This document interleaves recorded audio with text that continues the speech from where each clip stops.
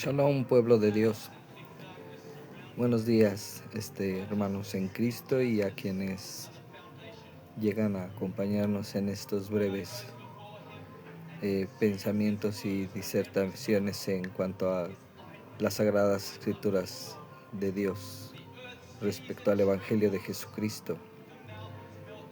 He estado este fin de semana pues bastante tiempo inmerso en exposiciones de respecto a lo que se hace llamar cábala judía, que es un misticismo. En sí la palabra cábala significa recibir o tradición.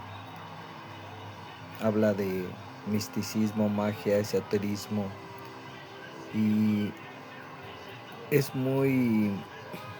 tiene mucho trasfondo en muchos aspectos de la vida humana. Y no solamente por cuestión de que el judaísmo lo practica. Y aquí habría algo importante en comentar, en que en cuanto al judaísmo había hablado yo anteriormente respecto a que la primera la primera mención hacia el judaísmo es al pertenecer a la tribu de Judá, quien fue uno de los 12 hijos del patriarca Jacob, hijo de Isaac, nieto de Abraham. Y posteriormente el segundo aspecto de lo que se llamó judaísmo fue pertenecer al reino de Judá, cuando Israel fue dividido en dos reinos por causa de la apostasía de Salomón, y quienes vivían y quedaron en el reino de Judá, que eran la tribu de Judá y la tribu de Benjamín, vinieron a ser este segundo aspecto del judaísmo. Y el tercer judaísmo, que es el más complejo en entender, es el religioso, quienes se autodominaban los genuinos conocedores y quienes se consideraban a sí mismos quienes entendían de la manera adecuada o debida o correcta el comportamiento que el Dios Todopoderoso demandaba de su pueblo.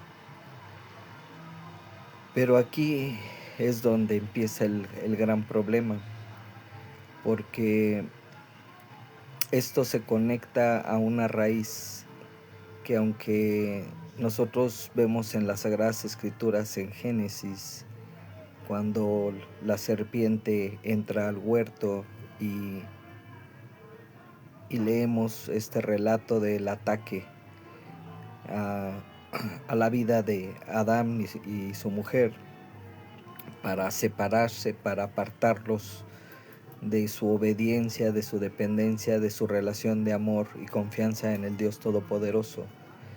Y habla con ellos. Alguien me dirá, no, solo habló con la mujer. Sí, Adán estaba ahí, solo que la mujer fue la que respondió y interactuó en primer término, pero Adán vio, escuchó y no hizo nada, no tomó su posición como lo hizo Jesucristo cuando en la prueba del desierto, al principio de su ministerio, interactúa con esta criatura espiritual que es Satanás. En las Sagradas Escrituras es nombrado como el dragón, la serpiente antigua, y diablo y Satanás. Entonces, en esta interacción en el huerto, él no solamente está hablando, sino está ejerciendo un poder de fascinación, un poder de hechicería, un poder de magia que distorsionó los sentidos no solo de la mujer, sino incluso del hombre, aunque en mayor grado de la mujer, porque ella, cuando es cuestionada por Dios por qué comió del árbol, ella dice, la serpiente me engañó y comí, que no es lo que responde Adán, aunque también responde mintiendo, porque dice, cuando le pregunta a Adán que por qué comió del árbol, él acusa a Dios diciendo, la mujer que tú me diste me dio del árbol y yo comí, que era una respuesta y una disculpa, pues aparte de mala y cobarde, porque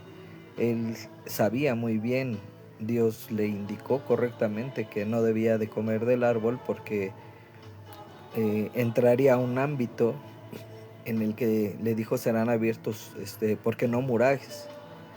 Entonces el amor de Dios puso un cerco de protección con la palabra que le dio, pero el hombre decidió infringir y pasar ese cerco y romper su relación, obediencia y confianza al Dios Todopoderoso. Y sin embargo Dios creó la provisión para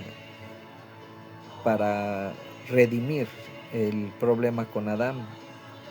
Pero bueno, desde entonces, pero aún más, había mencionado yo que la profecía de las Sagradas Escrituras hablaba en Isaías capítulo 14 respecto a un momento en el ámbito espiritual en que el querubín creado, que es llamado Lucero, y viene a ser lo que nosotros llamamos Lucifer, otra vez el dragón, la serpiente antigua que es el diablo y Satanás, engendra en su corazón una idea y un deseo de ascender al ámbito más alto de la presencia de Dios, pretendiendo que puede establecer un trono para él y ser semejante al Altísimo.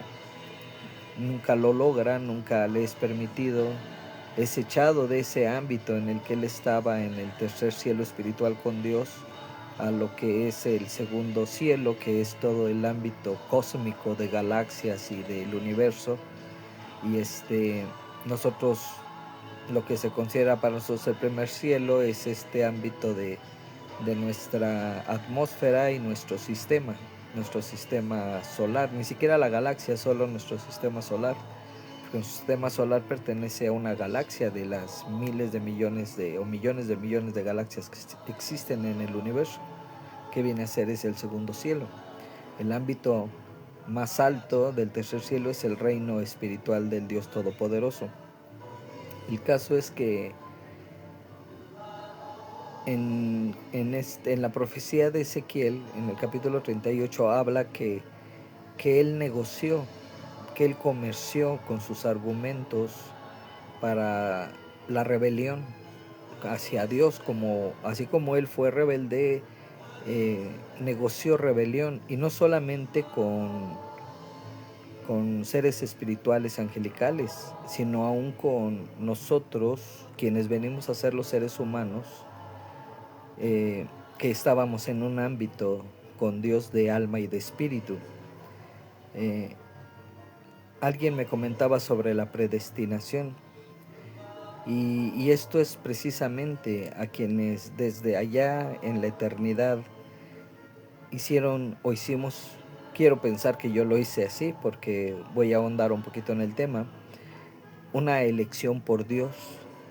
Y entonces cuando viene el evento de nuestra vida física en que venimos a recibir un cuerpo físico, somos engendrados, somos gestados, venimos a nacer y venimos a desarrollar una existencia en este mundo físicamente, juntamente con nuestra alma y nuestro espíritu eterno.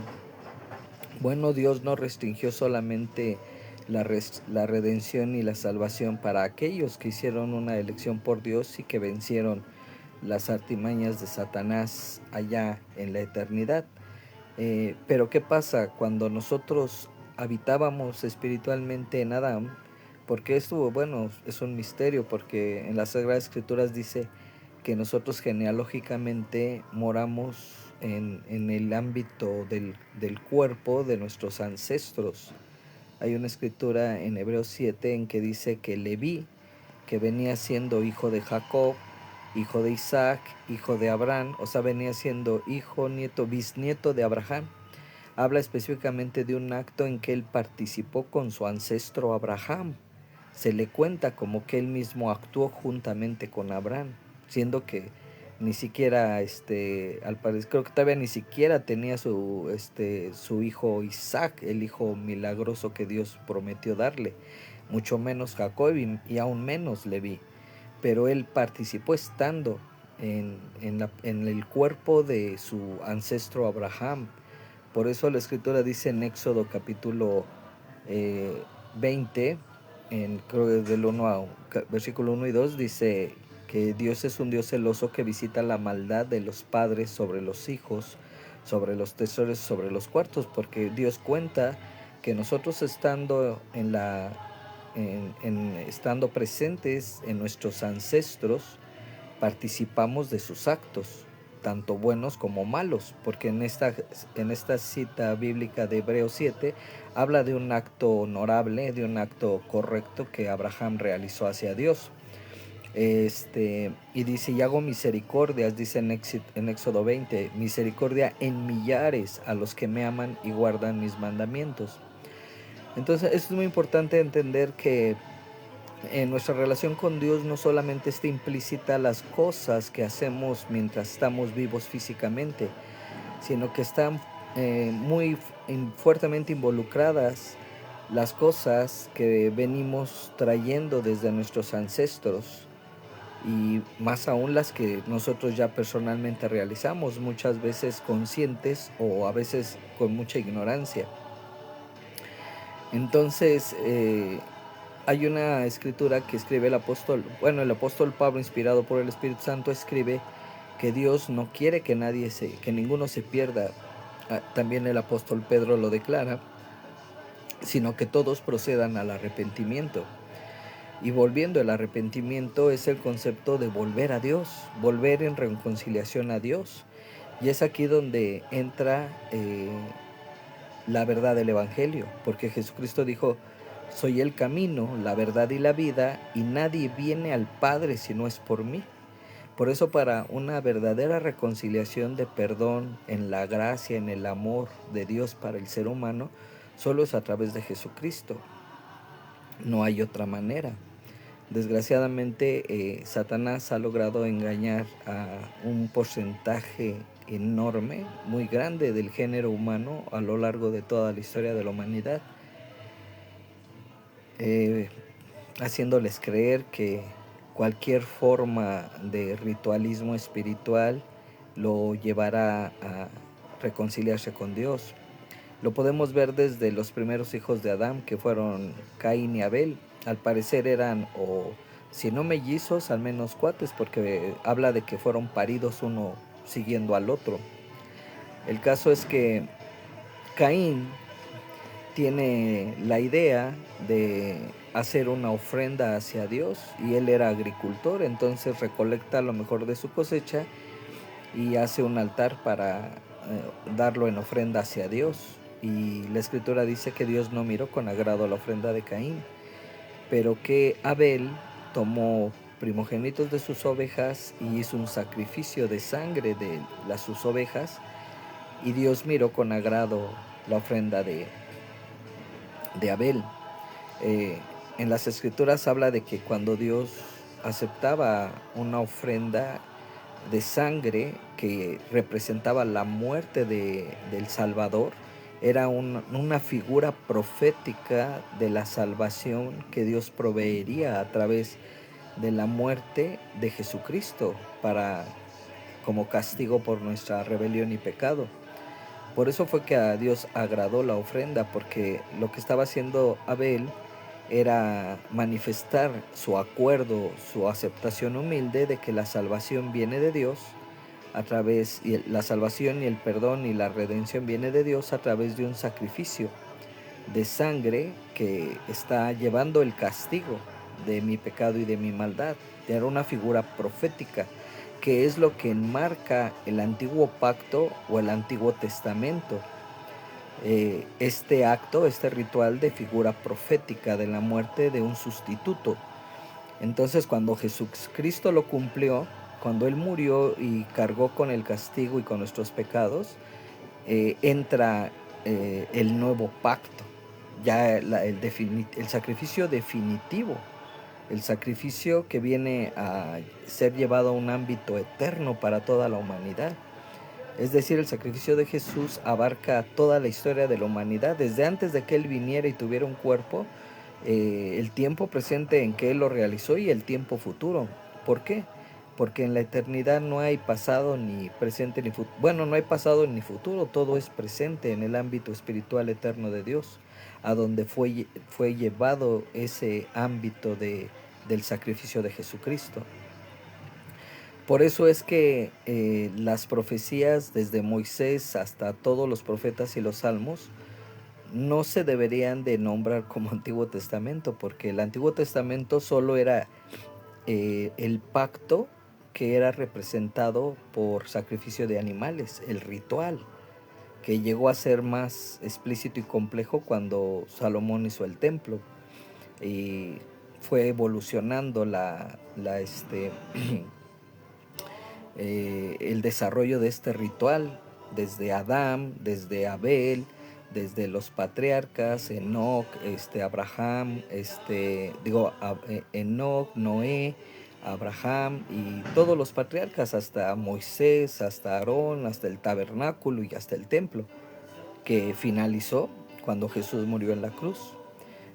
Murió, fue sepultado, fue y descendió a los abismos del infierno su alma, pero fue resucitado y su sacrificio fue llevado al ámbito del reino del Padre, del ámbito del Padre, del reino de Dios, al reino espiritual, donde nada perverso, rebelde, inmundo puede tener acceso. Ahí fue llevado su sacrificio, su persona, su sangre, para saldar, para poner como un sello de justicia en su sangre y cumplir así la justicia de Dios y un perdón absoluto y completo para nosotros como pecadores. Ahora, regresando, el diablo, desde que concibió su idea en su corazón de poder acceder a este ámbito de la gloria del Padre por sí mismo, siendo solo una criatura, no entendiendo que ese ámbito es exclusivamente de Dios, porque ni siquiera Jesús fue por sí mismo. Jesucristo, como ya mencioné, lo que narra el Salmo 18 y no recuerdo si es la primera o el segundo libro de Samuel en el capítulo 22, Él fue rescatado, redimido, salvado por el Padre, su alma fue sacada del infierno, su cuerpo fue resucitado en un cuerpo glorioso y su espíritu volvió a unirse para poder ser llevado al ámbito eterno del reino de Dios el Padre. O sea, no fue algo que Jesucristo hizo, sino Él dependió del poder, del amor que el Padre manifestó al glorificarlo y redimirlo. O sea, él no fue por él mismo. El deseo y la idea de Lucifer fue desarrollarlo por sí mismo, por su capacidad como una criatura. Quería llegar a este ámbito de poder divino, glorioso del Padre, y fue desechado. Jesucristo vino a tomar un cuerpo humano, a guardar ese cuerpo en obediencia y santidad, a morir en la cruz, al bajar a los abismos del infierno y esperar. Dice el Salmo 18 que él alababa la justicia, el poder, el amor de Dios, esperando que los rescatara. Y en Hebreos dice que a Jesucristo, habiéndole sido propuesto gozo, ¿cuál gozo? El gozo de entrar en este ámbito de gloria con el Padre que no conocía. O sea, él salió del Padre y conocía un ámbito de estar con Él, pero no de estar integrado en unidad completa con el Padre. Eso fue lo que le fue propuesto. Y eso es lo que deseaba el querubín lucero, que no podía hacer por su propia condición de criatura. Entonces el Padre llevó la naturaleza humana de Jesús, su cuerpo humano resucitado, a un ámbito divino de la gloria del Padre. Por eso ahora está a su diestra para interceder por nosotros y para juzgar a la creación en el tiempo señalado por el Padre. Entonces, regresando, ¿por qué mencionaba yo la cábala? Porque la cábala no es otra cosa que esa idea luciférica, esa idea de este querubín Lucifer, de ascender, de acceder a los ámbitos de la gloria del Dios eterno por los propios méritos. O sea, desarrollar vida, conducta, progresar, mucho dicen, ¿verdad? Desarrollar tu máximo potencial para poder llegar a un ámbito superior. Y el diablo y sus demonios lo hacen en relación a nosotros, a los seres humanos, porque son criaturas que tienen poder y pueden conceder ciertas condiciones, estatus, privilegios, conocimientos. O sea, no que el ser humano no los tenga, hay muchas personas que son muy talentosas y con muchos dones, pero estos seres espirituales los potencializan, lo hacen mayor, más grande, obviamente en base a pactos, acuerdos, convenios, en que entregan su voluntad, adhesión y sumisión a estos seres perversos. Y es ahí donde entra este aspecto de la cábala, que no es nada nuevo, tiene su origen desde que Lucifer, Lucero, quiso llegar a un ámbito para el que no fue creado y para el que no fue llamado, porque él en su idea loca, perversa, pretendía ser semejante al todopoderoso Dios Altísimo, en su ámbito más poderoso de gloria, del Dios creador, y él era solo una criatura más, aun con su belleza, poder y gloria, era una criatura más. Y de hecho, el propósito de Dios es llevar a la humanidad redimida por Jesucristo a un ámbito mayor que el que este querubín, este ser angelical, tuvo en su máximo nivel de esplendor. El ser humano redimido por Jesucristo será llevado a un ámbito mayor de gloria en la presencia del Padre, que lo que él nunca vivió y que ningún otro ser celestial tiene. Por eso hay salmos que hablan de que nosotros los seres humanos fuimos creados menores que los ángeles, pero en la redención en Jesucristo llegaremos a ser en un ámbito mayor, no por nuestros méritos, sino por los méritos de la perfecta obediencia, de la perfecta actitud de amor, de confianza y de fe de Jesucristo al Padre.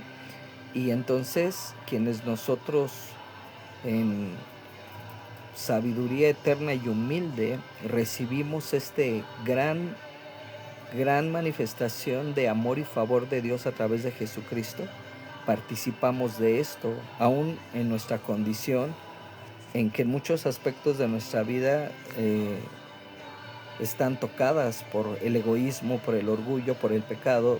Dios proveyó el poder para hacer esta transformación. Por eso el profeta Isaías dice, ven a estar a cuentas con Dios, porque si tus pecados son rojos como la grana, vendrán a ser como la blanca nieve. Y si son rojos como el carmesí, vendrán a ser como blanca lana. Dios tiene este poder transformador, que ningún ser humano puede convertir la inmundicia, la maldad, la rebelión y la muerte de su pecado a algo justo, bueno, verdadero, santo y eterno. Dios sí lo puede hacer. Tampoco ningún demonio lo puede hacer. Por eso ellos van a ser purgados en un ámbito espiritual que se llama el lago de fuego. Oía yo a un chino que tropezaba con especulaciones y tergiversaciones de conceptos espirituales, hablando de que, en su mala información, diciendo que el cristianismo habla de que si no reciben la salvación en Jesús, arderán en el infierno eternamente, y la Escritura no dice eso. O sea, el infierno, la muerte, serán lanzados al lago de fuego, junto con el dragón, la serpiente antigua, que es el diablo Satanás, sus ángeles que los sirvieron, y con la humanidad que rechazó a Jesucristo. Pero el destino final no es el infierno, es el lago de fuego, porque el lago de fuego va a actuar en toda la naturaleza perversa de este ámbito de la creación, específicamente hablando de los seres humanos que no quieran recibir el amor de Dios en Jesucristo, que es el Evangelio, que es la salvación, que es la redención. Ahora, estos seres humanos que terminarán en ese destino eterno será gente que al final todos van a resucitar. O sea, es decir, el cuerpo de cualquier persona que haya vivido a lo largo de la historia de la humanidad va a resucitar. Su alma, si fue una persona rebelde que rechazó a Jesucristo, que estará en el infierno, saldrá de ahí, se unirá a su cuerpo y su espíritu, que está en ámbitos dimensionales así de esta creación, que mucha gente los percibe como fantasmas, espíritus, o llegan a llamar como ánimas. Es el espíritu de la gente muerta. Volverán a estar unidos a su cuerpo resucitado, serán juzgados, y si hubieron rechazado la salvación, el perdón y la redención a través de la muerte de Jesucristo, la redención y limpieza en la sangre del Cordero, pues serán lanzados al lago de fuego por su persistente actitud rebelde a no ser perdonados. Porque lo que condena al ser humano a, a la muerte eterna, que es estar separado de Dios, muerte significa separación, es esta actitud soberbia, perversa, de rechazar el perdón, la salvación y la redención que Dios ha dado en Jesucristo. Y hay gente que dirá, bueno, y quienes nunca conocieron de este mensaje del Evangelio, ¿por qué serán juzgados así? Dios da revelaciones progresivas. Primero el ser humano tiene que aceptar la revelación de que existe un Dios todopoderoso que creó todas las cosas. Y para esto la propia creación es el testimonio. La propia creación nos grita y nos muestra en su belleza, esplendor y perfección que hay un creador. Después de recibir esta revelación, el Señor Jesucristo dice, nadie puede venir a mí si el Padre que me envió no le trajere. Entonces Dios el Padre da revelación del Redentor. Por ejemplo, Abel tuvo la revelación de que Dios proveería un sacrificio de una criatura inocente para morir en lugar de él, y en su lugar llevar el castigo y la culpa del pecado para que él fuera salvado y redimido.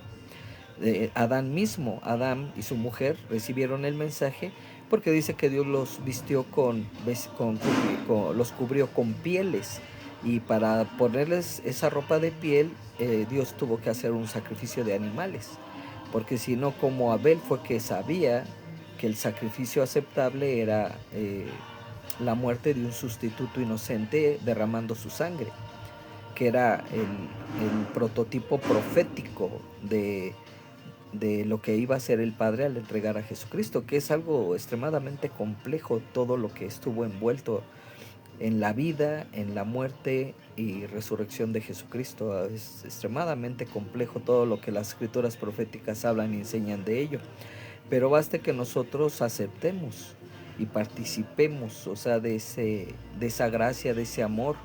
El Evangelio habla de que donde abundó el pecado, sobreabundó la gracia de Dios, que es ese amor perdonador y reconciliador del Padre a través de Jesucristo. Esto es muy poderoso. Yo he visto la obra del Evangelio no solo en mi vida, quitando miedo, quitando odio, rencor, resentimiento, amargura, envidia, no solamente en mí, sino en personas en las que interactué con ellos en este ámbito del Evangelio de Jesucristo, del poder de la palabra de Dios, del poder de Jesucristo, de su sangre que se manifiesta aunque no la vemos, perdonando, limpiando, sanando, del poder y autoridad de la palabra, echando fuera espíritus demoníacos malignos que oprimen, engañan y cautivan a las personas, y los tremendos cambios que hay en sus vidas al experimentar el poder de Dios, su amor que perdona, su amor que restaura.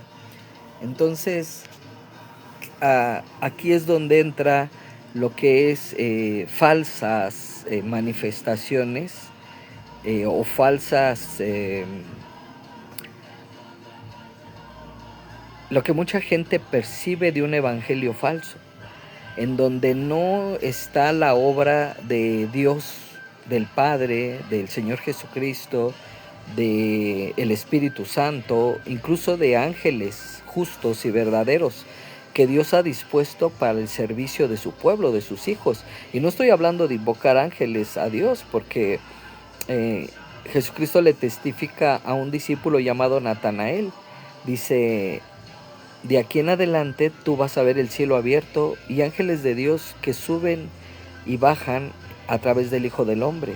O sea, Jesucristo manifestándose como un portal, como una escalera, un acceso de bendición, en donde subían las peticiones y necesidades de la humanidad y descendían los favores, las respuestas, las bendiciones que Dios enviaba. En el ministerio de Jesucristo hay varias menciones respecto a estos servidores celestiales, los que fueron obedientes, los que no se rebelaron con Lucifer, al punto que cuando es arrestado, él le dice a Pedro, dice, ¿acaso crees que no puedo pedir al Padre y me enviaría 20 legiones de ángeles? Pero, ¿cómo se cumpliría entonces? O sea, lo que está determinado para mí. Entonces, los ángeles actúan mucho en la humanidad, tanto los ángeles del Dios verdadero como los que se rebelaron con Lucifer, pero no los tenemos que invocar, no los tenemos que llamar. Eh, el propio Padre provee su obra, dice que son espíritus ministradores en favor de los que temen a Dios.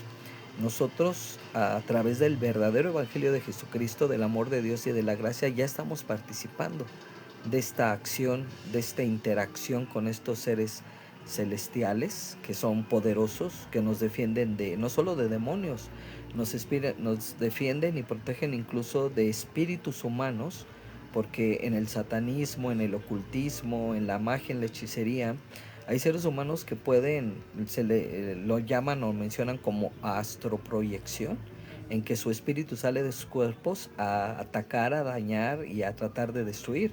Y los ángeles que operan en favor del pueblo de Dios protegen a los hijos e hijas de Dios en contra de esos espíritus malvados, de personas malvadas, incluso de personas que murieron en maldad y que sus espíritus continúan interactuando en esta maldad. Pero vuelvo, no es algo que nosotros tenemos que invocarlos a ellos por nombre, que ese es otro tipo de brujería y se presentan demonios de engaño. Nosotros sencillamente pidiendo al Padre esa protección, pidiendo al Padre que nos cubra en el poder de la sangre del Cordero, y al declarar las Sagradas Escrituras hay varias oraciones, por ejemplo el Salmo 91, muy conocido, el Salmo 34, 35, el Salmo 68, el Salmo 45, el Salmo 27, y todos hacen referencia de esta provisión de protección y poder que Dios da a su pueblo, a sus hijos.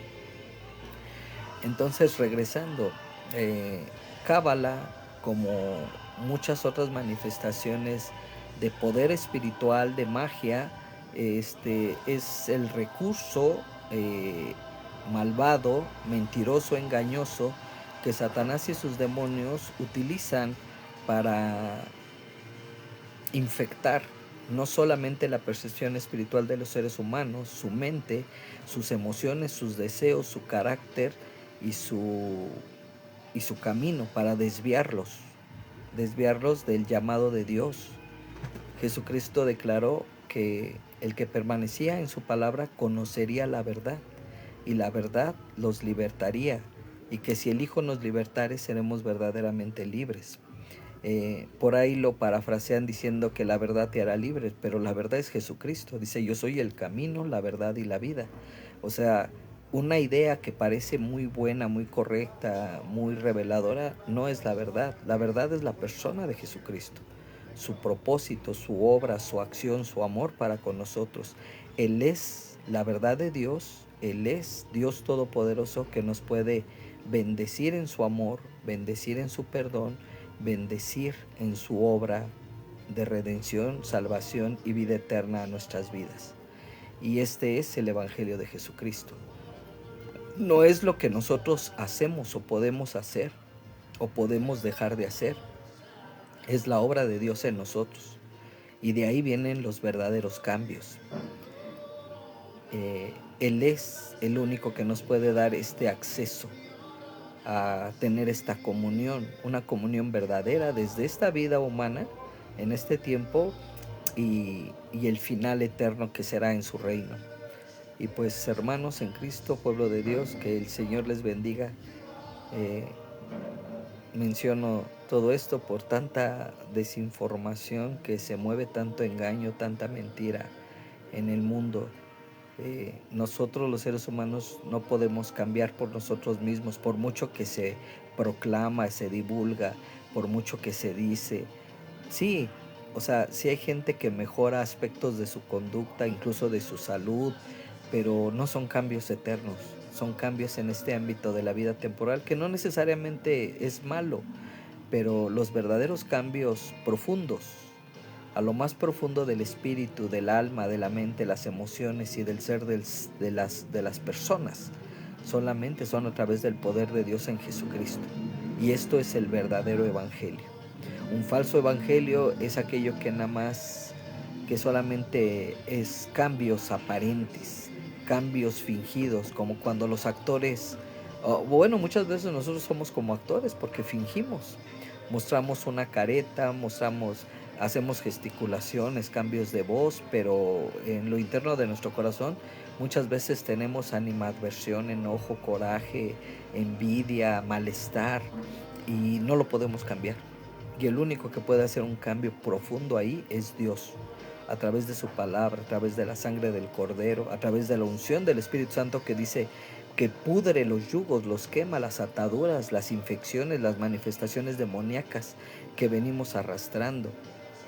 En un video subsecuente hablaré un poco de mi experiencia en cuanto a la liberación en mi propia vida y en personas con las que he podido participar en su experiencia de liberación por el poder del Evangelio, por el poder del Dios Todopoderoso Jesucristo, ante quien se doblará toda rodilla en los cielos, en la tierra y debajo de la tierra. Que el Señor Jesucristo les bendiga, pueblo de Dios, que la paz de Dios inunde sus corazones y que sus siervos celestiales los protejan en todos sus caminos y los guarden con seguridad y continúen en su camino de crecimiento y conocimiento de Jesucristo, el Dios Todopoderoso. Shalom.